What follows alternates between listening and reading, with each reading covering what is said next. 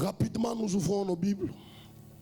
Nous sommes dans Ésaïe, chapitre 22, verset 22. La Bible dit: je mettrai sur son épaule la clé de la maison de David. Quand il l'ouvrira, nul ne fermera. Et quand il fermera, nul n'ouvrira. Nous parlons sur les ciels ouverts. Ce jour-là, je t'ai dit, le ciel, c'est tout un homme, c'est toute une personne, et cet homme s'appelle Jésus. Pour exagérer, le ciel ne vit pas en haut, mais le ciel vit en toi.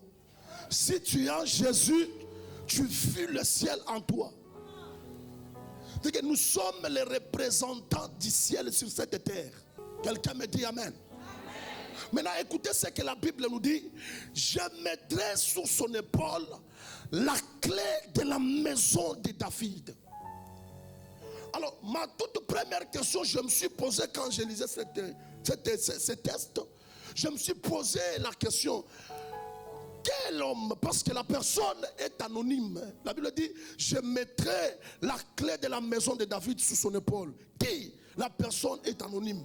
Il n'a pas de nom. On n'a pas cité c'est quel type de personne qu'on va mettre la clé de la maison de David sous son épaule. Et ma deuxième question est que la clé, on ne la porte pas sur l'épaule, mais la clé, on la porte à main. Mais comment se fait-il que si la Bible peut nous dire: je mettrai la clé de la maison de David sous son épaule? Mais quand je parcouris dans la Bible, directement je fais référence à Salomon. Je me suis dit que c'est le fils qui a hérité le bien de son père. Mais David pouvait donner tout à Salomon, mais il lui a esquivé quelque chose. C'était la clé du royaume. Parce que quand on va David, on va la royauté. Que Dieu vous bénisse. Il a donné à Salomon tout. La responsabilité de construire le temple. Mais il s'agit des clés que David n'a pas donné à Salomon. Mais quand je parcours dans le livre de Matthieu, vous allez comprendre avec moi, Jésus est en train de passer en Jéricho. Tout le monde connaissait Jésus, qu'il est le fils d'un charpentier. Il est le fils de Joseph, le charpentier.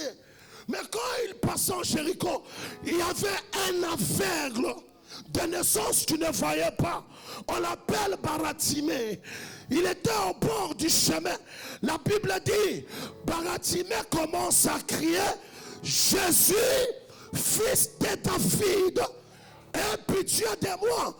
Et je viens de comprendre que la personne véritable, fils de David, qui devait porter la clé de la maison de David, c'était Jésus, ce n'était pas Salomon. Maintenant, quelle est la clé que Jésus devait porter si ce n'est que la croix? En véritable, c'est la croix que Jésus avait portée sur son épaule. C'était ça la clé de la maison de David. J'aimerais dire à une personne: la clé, la croix, c'est une clé qui ouvre les cieux. Non, quelqu'un me dit Amen. La croix, c'est une clé qui ouvre les cieux. Un jour, Moïse et les enfants d'Israël dans le désert, et le serpent commence à mordre les enfants d'Israël. Moïse a imploré à Dieu la miséricorde. Dieu lui dit ceci: élève le serpent des reins. Quiconque regardera ce serpent ne mourra jamais, mais recevra la vie. L'apôtre Paul nous dit ceci: de la même façon que Moïse a élevé le serpent dans le désert, c'est de la même façon que le Fils de l'homme a été élevé à la croix. C'est quiconque regardera la croix, même s'il avait le neveu de la malédiction, même s'il avait des blocages, quand tu regardes la croix c'est une clé qui débloque les choses qui étaient fermées dans ta vie. Je déclare ce soir, je suis en train de déclarer à une personne que la puissance de la croix, c'est une clé qui te fait introduire dans ta destinée. Quelqu'un me dit Amen. Quelqu'un me dit Amen. La clé de ta vie, c'est la croix de Jésus.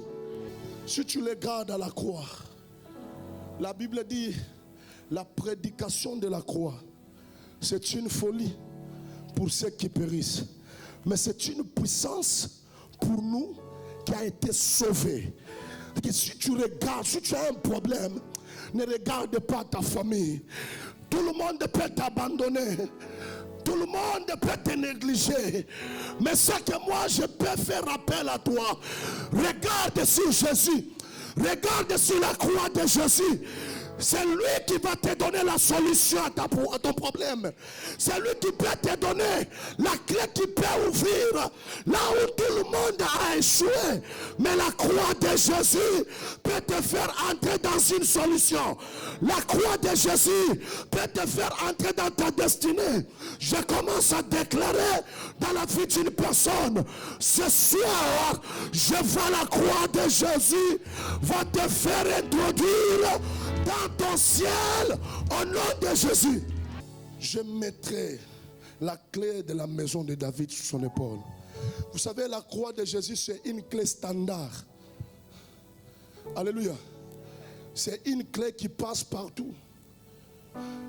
Si on avait fermé à gauche, lui il peut ouvrir à droite. On a fermé par devant, il peut ouvrir par derrière. Je suis en train de déclarer dans la vie d'une personne. Il se peut que tu as une promesse. Que cette année, il y a un problème qui devait se réaliser. Il y a quelque chose qui devait se réaliser. Mais jusque-là, tu ne vois rien. Mais moi, je te le dis, il est le Dieu des dernières minutes. Bien-aimé dans le Seigneur, le nom de Jésus, c'est un nom puissant qui est au-dessus de tout nom.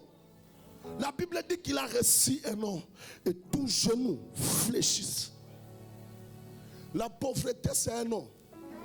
La maladie, c'est un nom. La maladie que tu as, c'est un nom. Le problème que tu apportes, un nom. Mais il y a un nom qui est au-dessus de tout nom. C'est le nom de Jésus. C'est pourquoi à la croix, il avait crié, tout est accompli. Tout est accompli. Bien-aimé dans le Seigneur, rien n'est impossible à Dieu.